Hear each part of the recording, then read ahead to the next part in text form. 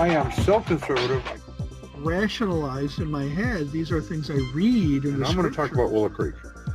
Okay. Willow Creek, a few years back, had remembered invited... at the time when Will Rogers said, I don't belong to any organized religion. I'm a Baptist. Yeah. I am so conservative. If you didn't jump to conclusions, you might not get any exercise. I am so conservative.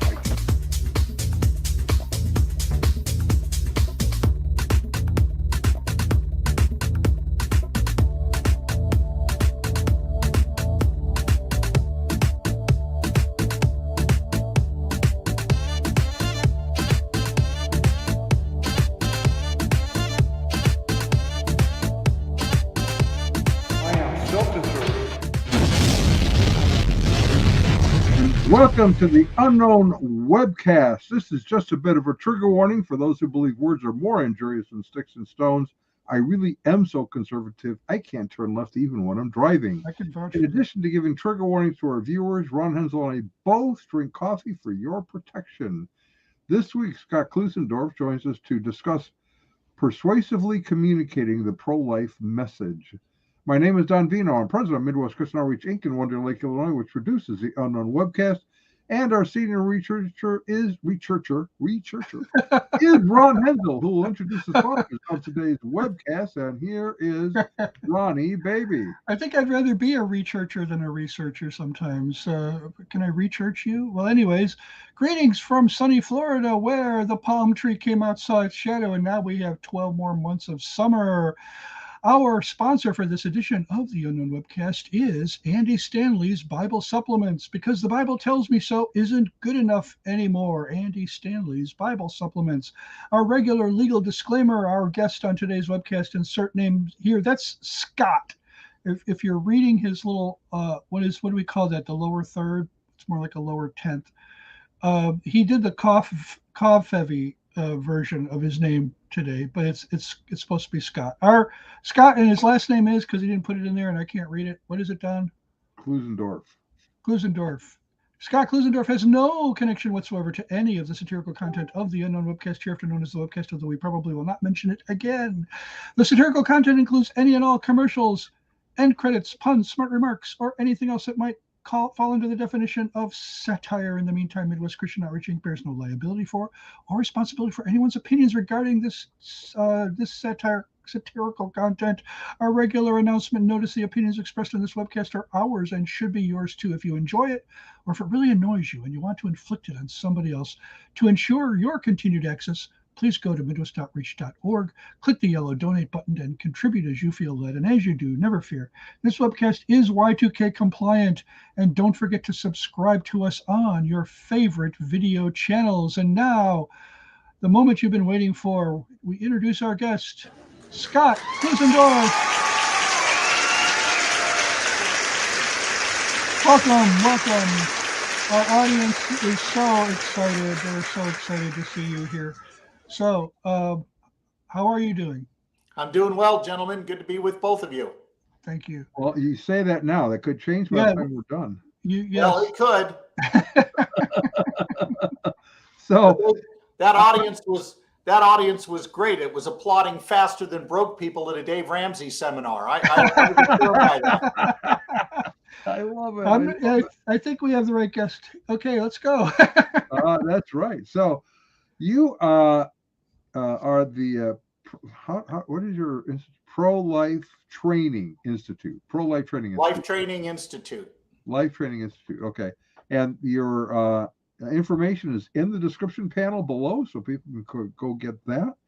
And we're very glad to have you. I have an interest, obviously, in this issue, and have for a long time, and have watched several different iterations, let's say, of positions on pro-abortion. Of course, Pete Singer in 1993 came out and said, well, we really shouldn't even declare him a person until 30 days afterwards. How well did that fly?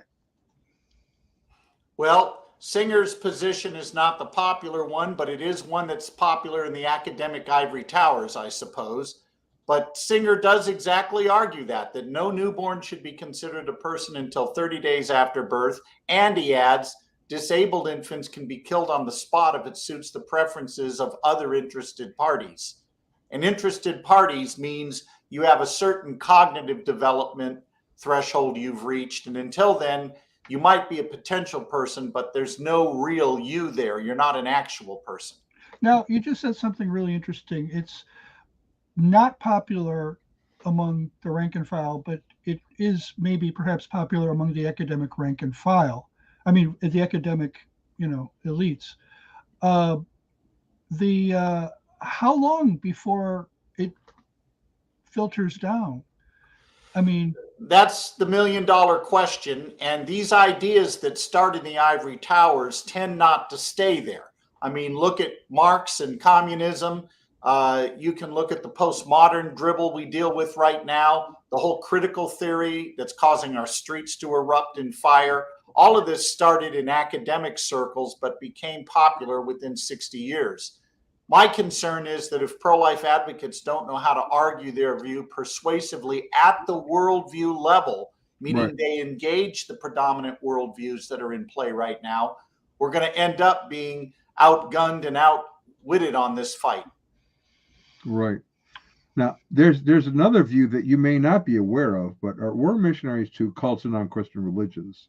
So in addition to dealing kind of with social issues and false teaching in the church, I go to conventions of pagans, Wiccans, and Druids and that sort of thing, as well as the Parliament of World Religions. And in 1999, the Beltrain Papers, which was a Wiccan publication, came out with an article by a Wiccan who was struggling with the idea of abortion because she felt like it probably was wrong, but she wanted to have an abortion, and so she got in touch with the child in the womb. And the child, according to the article, explained to her that it was just her mother who had come to visit for a while, didn't want to be born because they believe in reincarnation, and that an abortion is perfectly fine and she's ready to go now. That's kind of an unusual defense for a pro-abortion position, I think. Well, it's not totally unique in this sense. If you go back to 1993, the cover of New Age Journal ran an article called Sister Against Sister, where these two sisters were discussing abortion from a pagan perspective. And the one sister argued that abortion, properly understood as a spiritual issue, it's an act of child sacrifice to the goddess Artemis. And what was ironic about this is at least these two pagan gals understood the spiritual dimension of abortion better than some of our clergy do, who want to ignore it as simply a political issue.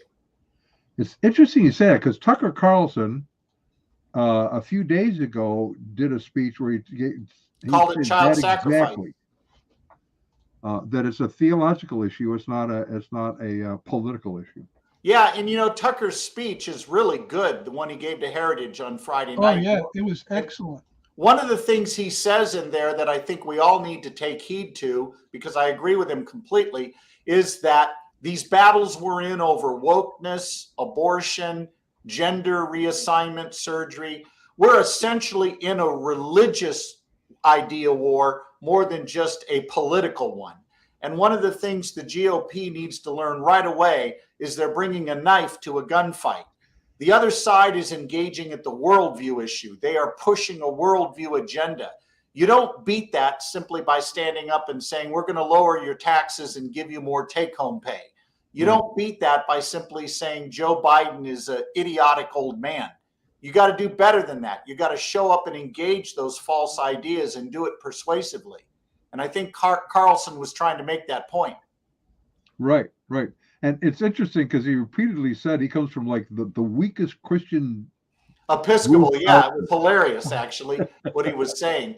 But then again, keep in mind, ideas stand or fall on their merits, not their origins. So even if he did come from a very weak tradition of faith, it doesn't change the nature of the argument he was making, which stands or falls on its own merits, not where it comes from.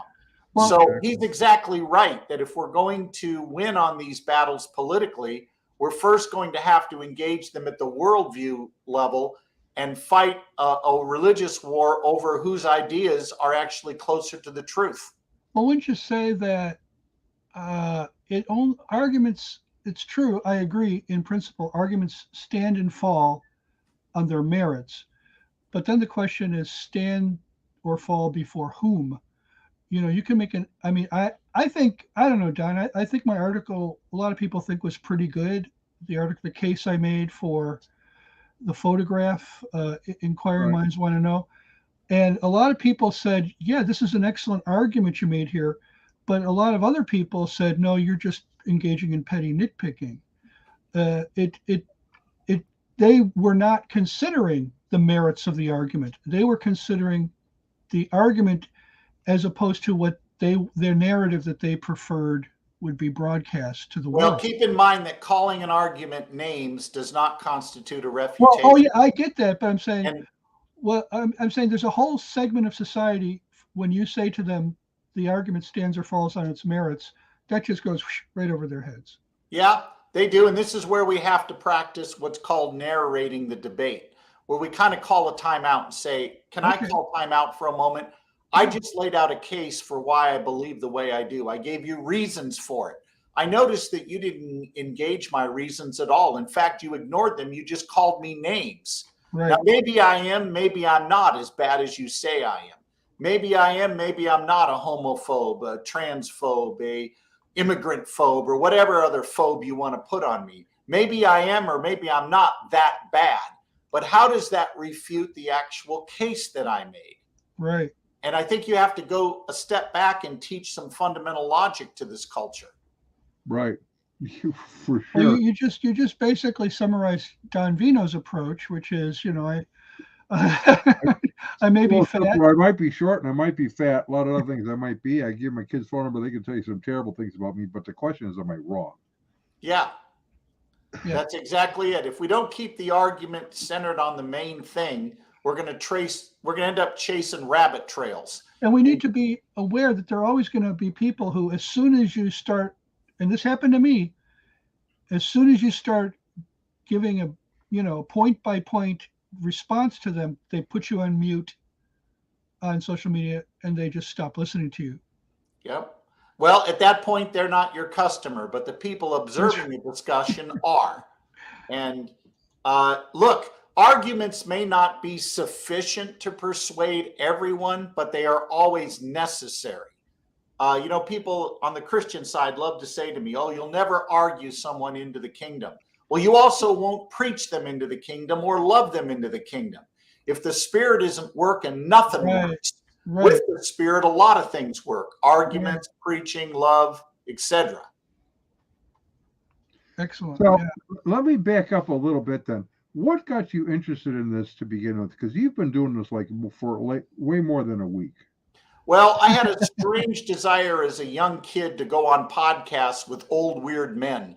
And so I thought the only way that's going to happen to get on a show like yours is if I choose a cause that you guys like. So here I am. How's that for sarcasm and satire? Yeah. How did you know that there were going to be podcasts one day? I don't know you were a very bright child. Prophetic gifts. Came out of a charismatic church. We saw things. Okay, I got you. No, the short story is I had always been pro-life. That was never an issue for me philosophically. But honestly, guys, I wasn't doing anything about the issue to speak of that was substantial. And in 1990, the local pregnancy center director bugged me and said, you need to get more involved. And I would just say, oh, yeah, I will. But really, all I ever did is go to the banquet once a year, give an obligatory donation and call it even. Well, she convinced me to go to a pastor's breakfast where there was a speaker who was a former member of the Pennsylvania House of Representatives, a Reagan Justice Department lawyer, and he gave a very persuasive and intelligent defense of the pro-life view. And I thought, I like this guy. He doesn't hurt my brain to listen to. I had heard pro-lifers who, quite frankly, caused me to cringe. And so this guy didn't do that. He was intelligent, but then he did something that fundamentally changed everything, guys. He showed an 8-minute video depicting abortion. I had never seen abortion. Yeah. And it absolutely floored me. In fact, I went home and I took that VHS tape he showed. VHS tapes were these rectangular devices that were shaped kind of like this. and only a little bigger. And I showed that film to my wife and said, I think my whole world's been rocked. And 6 months later, through a combination of factors, I ended up leaving my job at the church where I was an associate pastor to go pursue doing full-time pro-life apologetics. So that's how I got into this. Has there been any research done on just how effective images of abortion are? There is, and I will tell you anecdotally, it is the deal breaker. Because when you live in a culture that thinks all moral and religious truth is nothing more than a subjective opinion, like liking chocolate over vanilla, you have to reawaken moral intuitions. In other words, you've got to bypass all the layers of excuses and bad thinking people have and speak directly to the moral intuitions of the person. And the images do that. And the speaker that I referenced a moment ago, Greg Cunningham, has a great quote. He says, when you show pictures of abortion, abortion protests itself. And that's important because for years, I think a lot of pro-lifers have been shouting conclusions rather than establishing arguments and facts. The reason I asked that question is because I think I became pro-life the year that Roe v. Wade happened. Because that was 73, right? Right. I was 14 years old. I was still in the Roman Catholic Church. I babysat for this family down the street, which, a lot of people think the Catholics have a lot of children.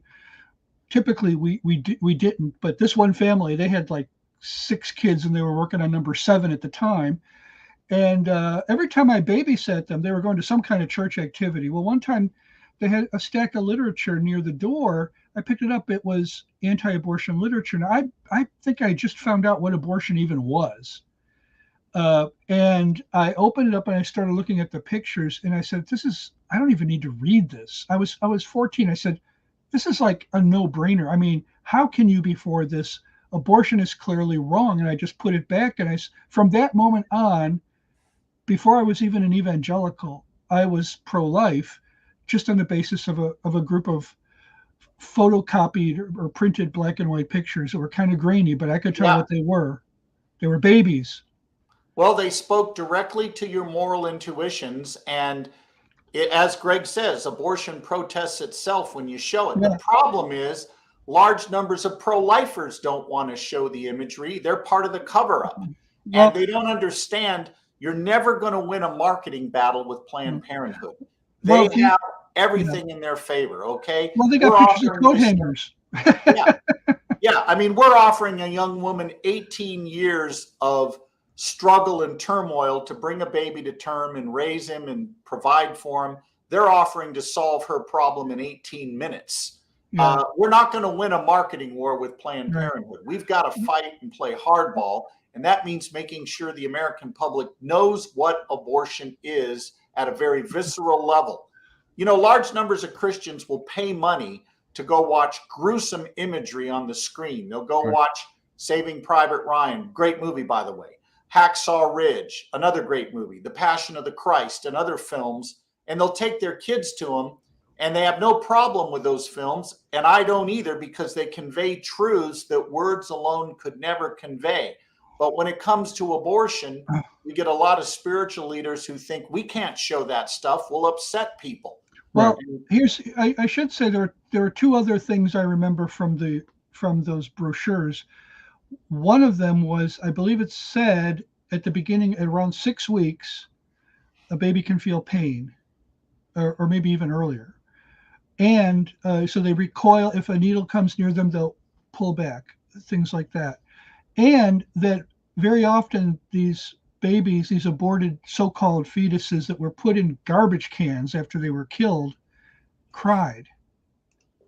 I tend to be more straightforward with my argument. Here it is in formal terms.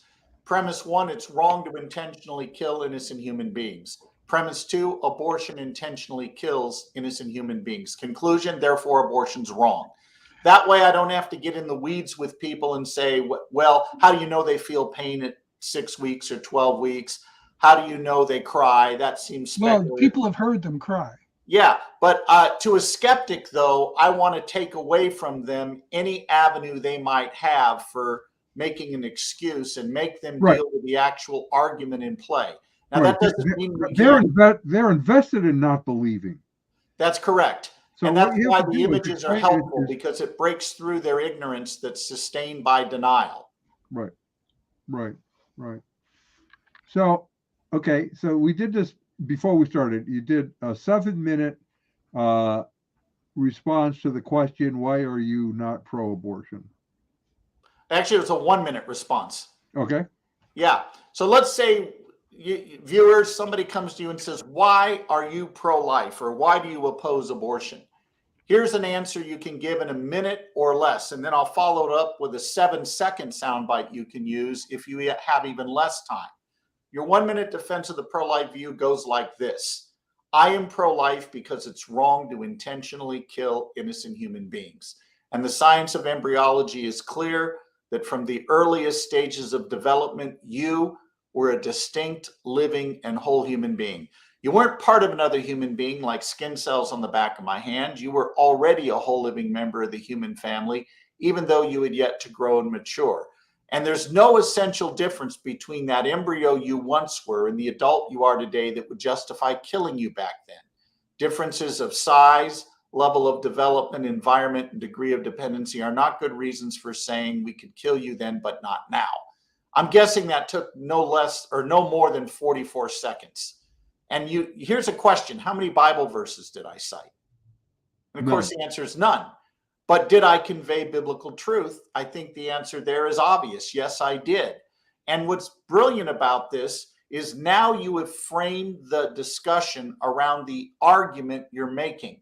It doesn't do for them to say, oh, that's just your religious view. Look, arguments are sound or unsound, valid or invalid. Calling an argument religious is a cop-out. It's a category error, like saying, how tall is the number 5?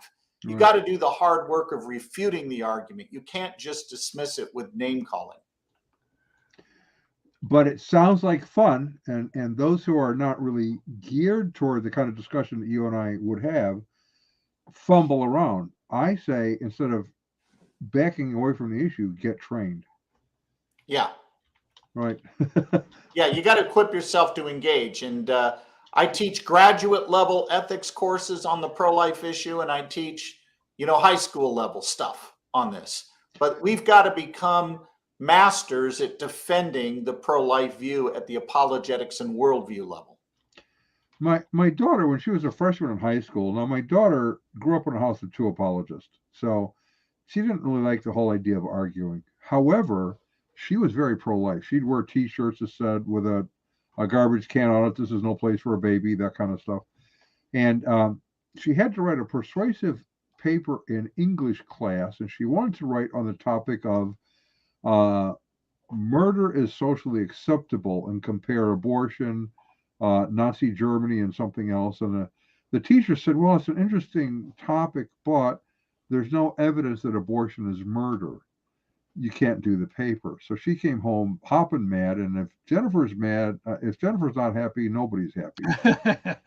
And so she said, what do I do? I said, well, here's what we do. First, we're going to go talk to my friend Jim Hoffmeyer, who teaches at Wheaton College, and explain the situation to him and get his advice. And we did. And he said, well, probably the teacher will have someone else grade the paper. Number one. Number two, she probably gets 2 or 3 papers like that a year, always citing Bible verses. So do your position, don't cite a Bible verse. And so we took her to the pro-life clinic. She got literature. She wrote the paper. She made good, solid arguments, handed the paper in, got an A on the paper, and the teacher changed her mind. That was interesting. You're kidding. That's exactly what we see happen over and over again. Our problem, gentlemen, is not that the pro-life argument has been heard and rejected. In many cases, it's that it's never been heard at all. Right. I do a lot of speaking along with my team. We spread out all over the country. We speak in Protestant and Catholic high schools, Christian worldview forums, and other places. And over again, we hear from students, we've never heard any of these arguments before. That's stunning to us, but that's the reality of where we are. So, on a different kind of a question, why is the church, in your opinion, inept at conveying this kind of information? Because it's not that difficult. Yeah, you're right. They aren't conveying it, and I know this firsthand because I'm one of the faculty members at Summit Ministries, a Christian worldview training conference for students that prepares them for the intellectual challenges they'll face when they go off to college. And I've been running an informal survey before my pro-life presentations every year for 6 years now. And I'll ask the students, how many of you before coming to Summit heard in your churches a pro-life apologetics presentation aimed at helping you make good arguments to non-believers on this issue? So, out of 188 students a session, we get 6 or 7 who raise their hand, and we wonder why we're behind the 8 ball. Right. Well, those odds are just awful. But I think part of the problem is a lot of churches don't trust God to protect his ministry through them when they preach truth that people don't want to hear. And they've become so seeker friendly, as a colleague of mine puts it, that they've become believer worthless. And whenever we got to write that one down. Whenever we credit Greg Cunningham for it, he said that our churches have become so seeker friendly, they're believer worthless. And he's not wrong about that. No. When we decide that we're going to not preach the whole counsel of God because we're asking a marketing question, will people buy into this? Instead of the biblical question, what is truth?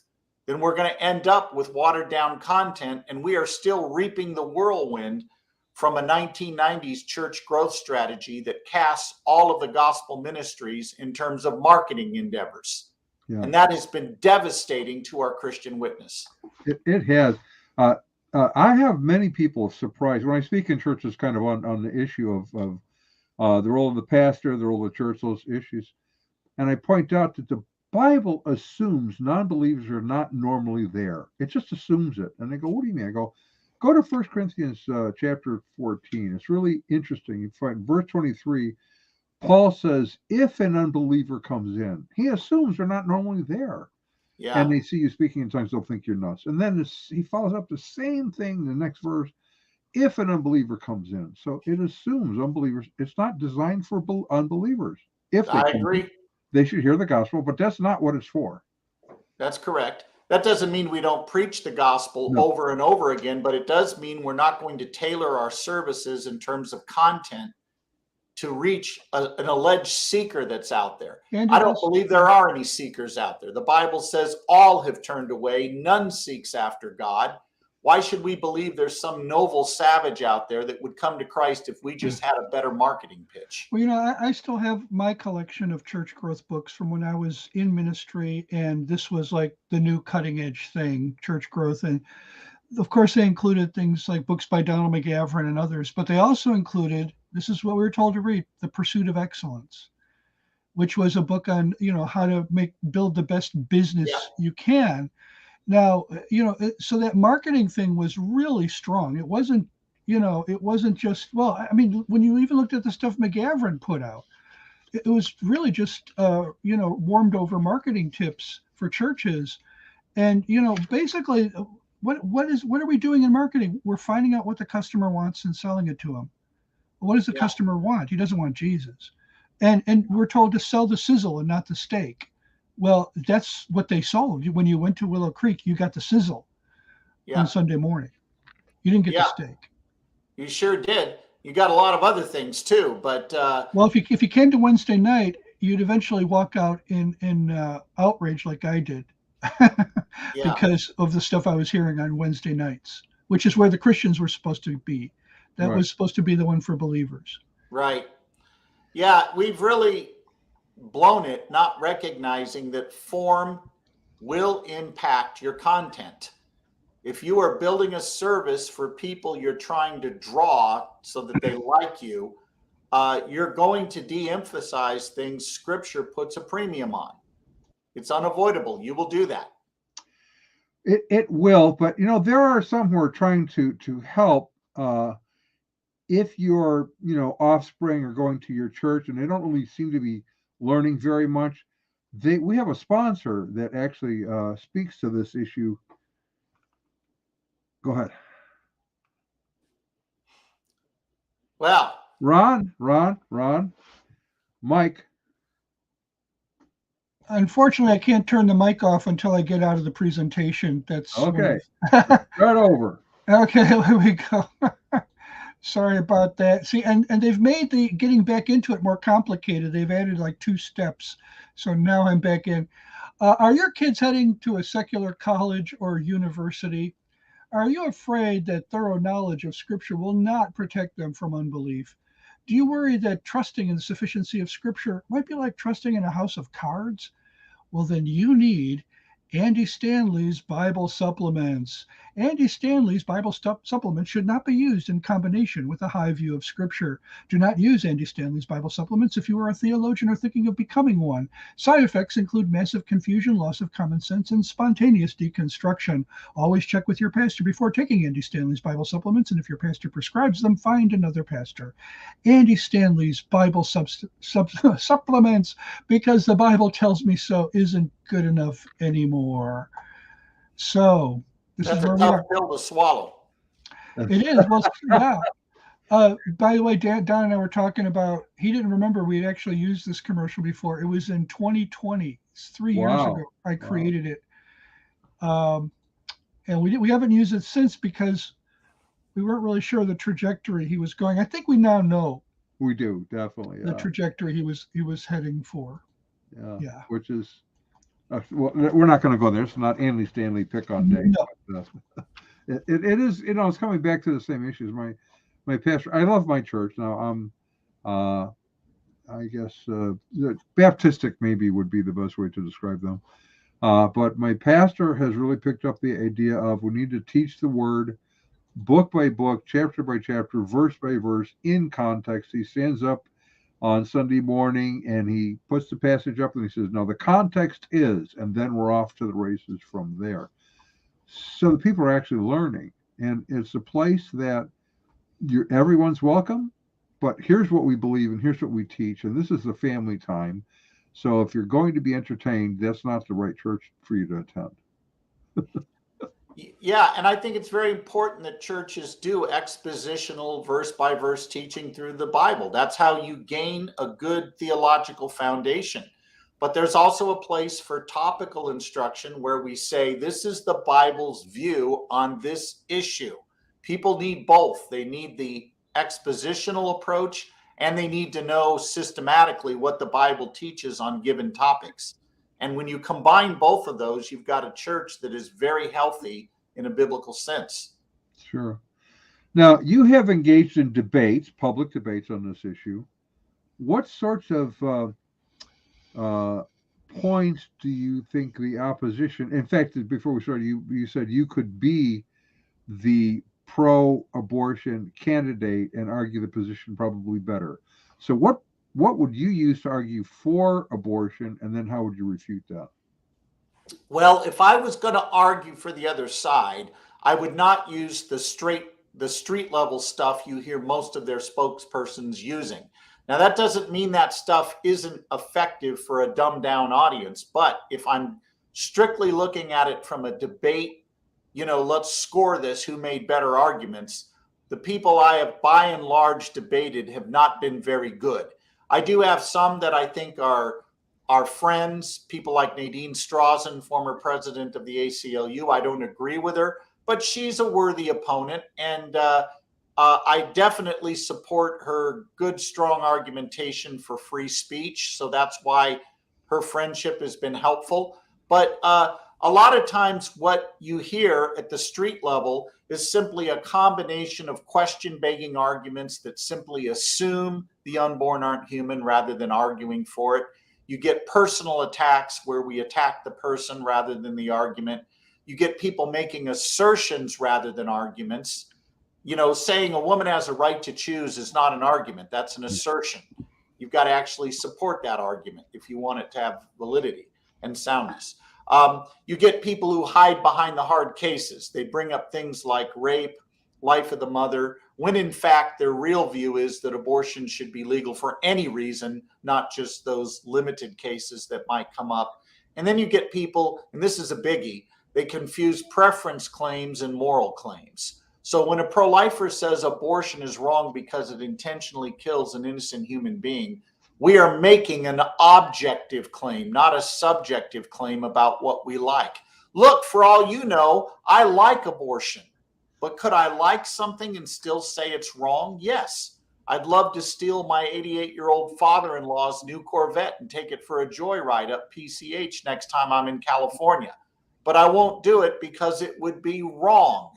Right and wrong are about what corresponds to reality objectively, not what we like, not what we happen to feel. So the culture tends to think, oh, you don't like abortion? Well, don't have one. That misses the point entirely. Imagine me saying, don't like slavery, don't own a slave, or don't like spousal abuse, don't beat your wife. I mean, these statements are unintelligible if you understand moral reasoning. Yeah. So like you just said, they like to gravitate to the extreme cases. And of course, these extreme cases account for what, less than 2%? They do, but we still have to give a persuasive response to them. Well, what if you simply ask the question, would you be willing to limit abortion only to those extreme cases? That's exactly what we do. And what we find is that two types of people bring up the hard cases, inquirers and persuaders, and you treat them differently.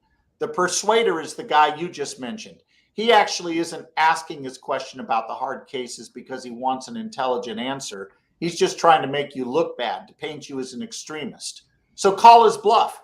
Okay, if I agree that we allow abortion in cases of rape, it's not my position, but if I agree to allow abortion in cases of rape, will you join me in opposing all other abortions that have nothing to do with the rape? No, we got to have abortion for whatever reason. It's a fundamental right women should be allowed to experience. Okay, if that's your view, if abortion is a fundamental right, what you're really telling me is there can be no restrictions on it, because fundamental rights cannot be infringed upon. And you're also telling then abortion for any reason. Why don't you defend that position rather than hiding behind rape victims? Right. You're also telling me that your hard cases argument is a red herring. Yes, that's exactly what we're doing by exposing this. Yeah. It's kind of like saying, let's get rid of all traffic laws because you might have to run a red light rushing a loved one. You know? Yep. It's a silly argument they're making. It's also dishonest in many cases. Well, now, there can be people who are more sincere. They've heard your pro-life argument. They're actually buying it. They believe it's wrong to intentionally kill innocent human beings. They now are convinced abortion does that. And they're just trying to psychologically clear up their confusion. So that person will be thinking, wow, I agree abortion's wrong, but what if my own daughter got raped? Would I really have the nerve to tell her, sorry, honey, you got to give birth to a kid who's going to remind you of this for the rest of your life? For that person, I'm going to be more gentle. I'm going to say, you know what? You're right. You and I agree that this woman who's been sexually assaulted has suffered a terrible injustice. We also agree that the child could be a painful reminder of everything she has experienced with this assault. Given you and I agree on those 2 points, how do you think a civil society should treat innocent human beings who remind us of a painful event? And let the question just hang there for a minute. And then follow up with, is it okay to intentionally kill them so we can feel better? Now that brings us right to the issue, what is the unborn, which is the primary issue in this debate. Right. Can we kill the unborn? That depends. What is the unborn? But we got to answer that question, not just assume an answer without arguing. Yeah. So if they said, well, you know, the unborn can't really be considered a human because it is unaware. It doesn't have self-awareness. People in reversible comas are not self-aware. Can we slit their throats? I mean, these are not good arguments. Every argument they bring up can be used to disqualify people outside the womb. And here's where I think somebody needs to show one of the Nazi films that was used to prepare the culture for the Holocaust by showing mentally retarded adults and referring to them as like almost like less than animals. So that because that's where they started doing it. They started doing it with the mentally retarded or the right. The mentally disabled. They were of course performing abortions, in Nazi Germany, but they desensitized the people this way. And so now what we're doing now is we're desensitizing people to the unborn. And now we have a philosopher over at Yale who says, well, man, even up to 2 years of age, isn't that what Singer is saying? That we can, they're not meaningful individuals.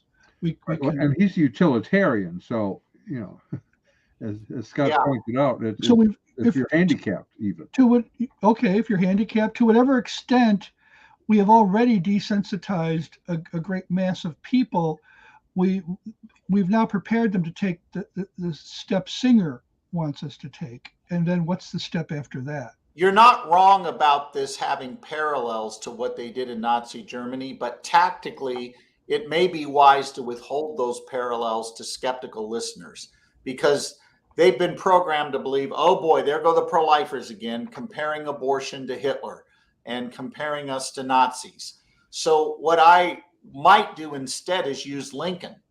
Lincoln argued, when he would debate those who would support slavery, he would point out that the same arguments they were using to defend dehumanizing the black man worked really well to dehumanize many whites. And to quote Lincoln almost directly here, Lincoln would say to his opponents, quote, "You say man A is white, man B is dark. Oh, it is skin color then? The fair-skinned man having the right to enslave the dark-skinned man?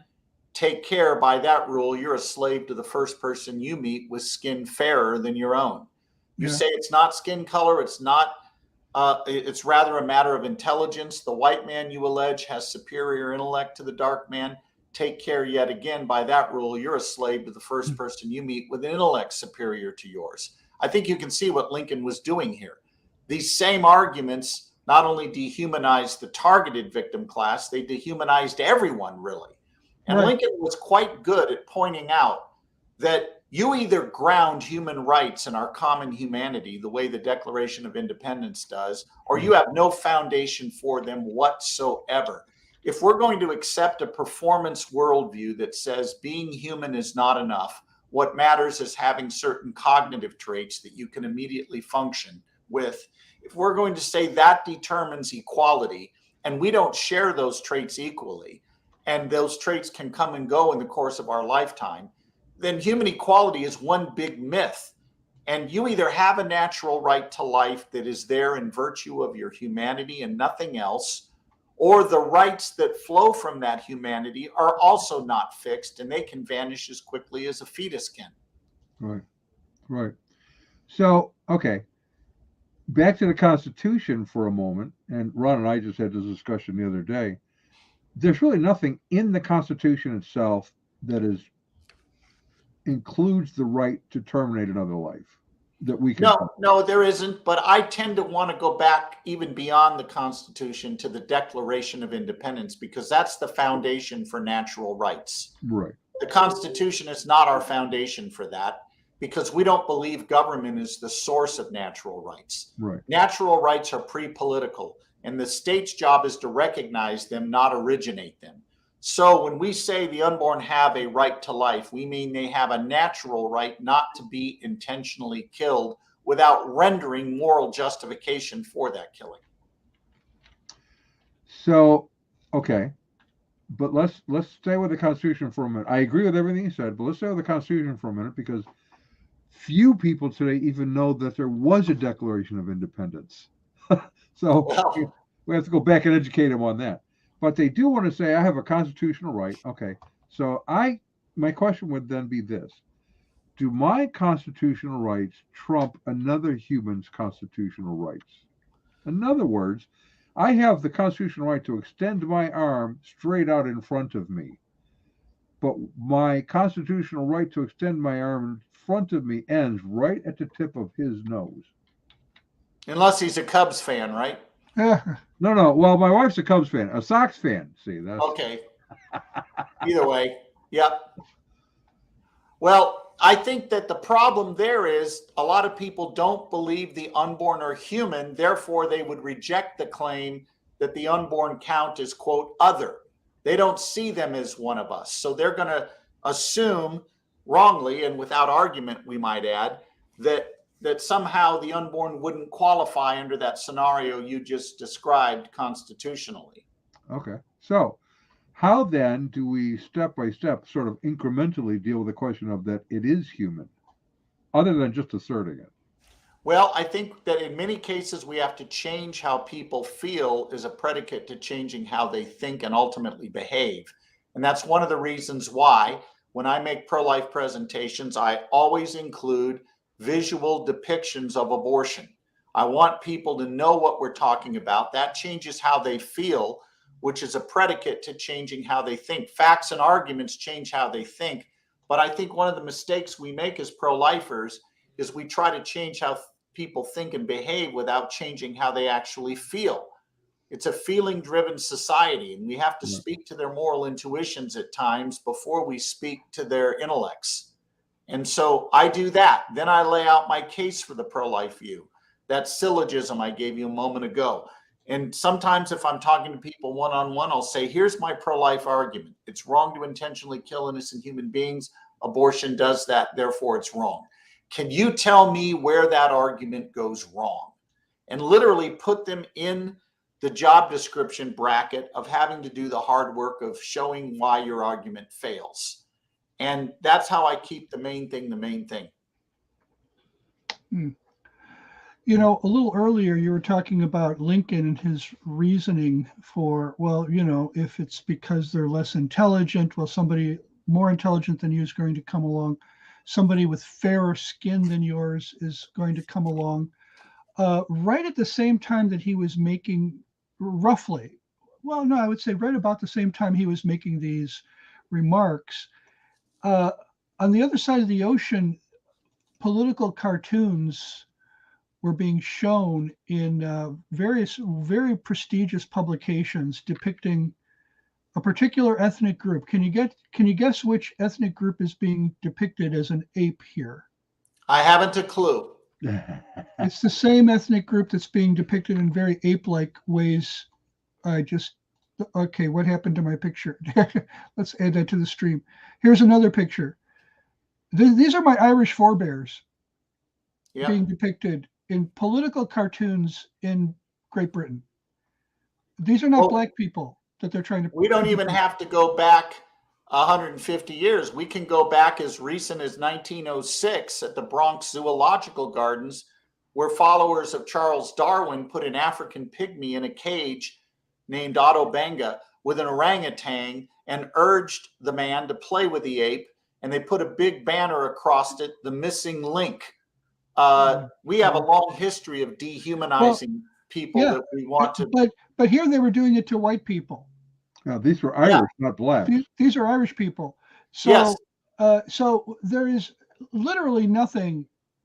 I mean, we've seen it being done white on black. We've seen it being done white on white. We've seen it being done black on black. The dehumanizing of entire groups to enslave them, or worse, as we saw. Or because they're in the way of something we want. Yeah. Yeah, you know, this idea of reducing our victim class to some kind of subhuman animal is not new. Warren Hearn, in his book Abortion Practice, which is the medical teaching text that teaches dismemberment abortion procedures, said that abortion, properly understood, is a parasitic illness for which the treatment of choice is abortion. He goes on to describe fetuses and embryos as bacilli, you know, an unwanted disease. Well, what was the term that the Third Reich used for Jews? Same term, bacilli, a systemic illness that needed to be eradicated. This is not new. It's an ongoing problem we have when we encounter people we want to get out of the way. So, in a way, that is also what the progressives are doing with conservatives. You are a MAGA conservative. You are, I mean, it's a derogatory term to make you somehow less than human. Yeah, no doubt about it. You know, the politics of personal destruction is not about refuting arguments. It's about attacking the person and canceling them. Cancel culture. Yeah. All right. So now, have you written any books? I've written a book called The Case for Life, published by Crossway, and a second edition of that book is coming out in early fall. The Case for Life, second edition. It's got 44% new material, 8 new chapters, 10 rewritten ones, and it is going to be a barn burner. Okay. All right. So you'll have them send us a copy so we can look at it? Yeah, I will if you're giving favorable reviews. If not, I'm going to. Yeah. Well, I'm a practical I mean, man. for a free book, I'll give a fee. Pardon? I'm a simple man. Good press, yes. Bad press, no. No, but the book is going to get into things like who are the major thinkers on the other side so that lay people can have a working knowledge of who these guys are that are driving the debate at the philosophical level. There's a whole chapter on what are the worldviews underlying the abortion debate. How does critical race theory and wokeness play into the whole abortion debate? Yeah. How does naturalism, the belief that the universe came from nothing and was caused by nothing, and therefore the only thing we are is physical machines, how does that play into this debate? How does body self dualism, the belief that says I am not my body, rather I am my thoughts, my feelings, my identities, and my body is mine to freely manipulate as research fodder? How does that view play into abortion? And then why is Christian theism a better foundation for human equality? So those are just a couple of the new additions that are in the book that weren't in the first edition. So how does your view of human life at that level, the still in the womb level, affect your view of human life of those who are born? Here's the bottom line philosophically. Either you believe each and every human being has an equal right to life, or you don't. If you don't believe they have an equal right to life, it's going to be because you think they're either too small, or their level of development is wrong, or they're too dependent on someone else, or they're in the wrong location. In other words, you're going to end up picking up some arbitrarily selected trait that you say is decisive, and you're going to say that anybody that fails that test is not equal. But again, the problem with taking that view, Don, is the minute I say, for example, that having self-awareness is what gives me value, if you have more of it than me, then you have a greater right to life than me, and human equality is out the window. There's one thing all three of us share equally here today, regardless of how cogent we may sound at the moment. And that is, we all share the same human nature. And that human nature came to be when we came to be. All living things have natures. Your pet dog has a dog nature. Your cat, regrettably, has a satanic nature. But humans have human natures. And we get that human nature the moment we begin to exist. And if somebody questions that, here's my response. How is it possible for two human parents to create offspring that isn't human, but later becomes so? How is that even possible? To quote the great philosopher Ricky Ricardo, they have some splaining to do with that. Lots of splaining to do. Yep. Well, we have different worldviews because I don't see cats as, satanic. I see pizza with pineapple on it as satanic. But I think we're in the same basic logic stream here. Well, I think you're confusing necessary and sufficient conditions. It is certainly sufficient for a pineapple pizza to be called satanic, but it doesn't mean it's the only necessary way to be called satanic. I knew you'd clear that up for me. Thanks. Yeah. So, one of the things that we do, and you kind of have talked to this issue, which is what you can do on one end of life or a condition, you can do in another condition or end of life. So, for example, one of the claims was, I don't hear this too often these days, but was every child a wanted child. Therefore, if the child isn't wanted, it's better off to have an abortion. Well, how about this? Every homeless person a wanted human being, and every unwanted one, let's kill. Well, how about this? Every grandma a wanted grandma. Yeah. Well, or how about every homeless person a wanted homeless person? That explains San Francisco right now. Yeah. So, I've quit eating at outdoor restaurants in San Francisco. I quit going to I San need to Francisco. say why. Yeah. Yeah, no, it's not wise. I just don't go to San Francisco, and I don't That's have to make smart it. too. So, yeah, Yeah. so every child a wanted child, every grandma a wanted grandma. I mean, it's no different. If it's geography in the womb versus outside the womb, what about in a retirement home versus not in a retirement home? Yeah, notice the objection begs the question, meaning it assumes the very thing it's trying to prove. It assumes the unborn aren't human because the homeless are unwanted. Can we kill them? Well, nobody's going to say yes. It only works if you assume the unborn aren't human. Right, Otherwise, the argument completely falls apart. But they need to argue that the unborn aren't human, not merely assume it. right. It's like Well, Joe Biden on the anniversary of Roe v. Wade saying reproductive health care, which he means abortion, reproductive health care is, quote, good for everyone, unquote. Mr. President, is it good for the unborn? Does everyone include them? Notice he simply assumes the unborn aren't human. He doesn't argue for it. Well, that kind of puts to the lie his claim that he's against it as a Catholic, but for it as a politician. How could it be good for everybody? How could you be against it religiously if it's good for everybody? You know, when people tell me they personally oppose abortion, but they want it to be legal, I simply say, why do you personally oppose it? The only cogent answer they can give me at that point is that it somehow constitutes a kind of wrongdoing.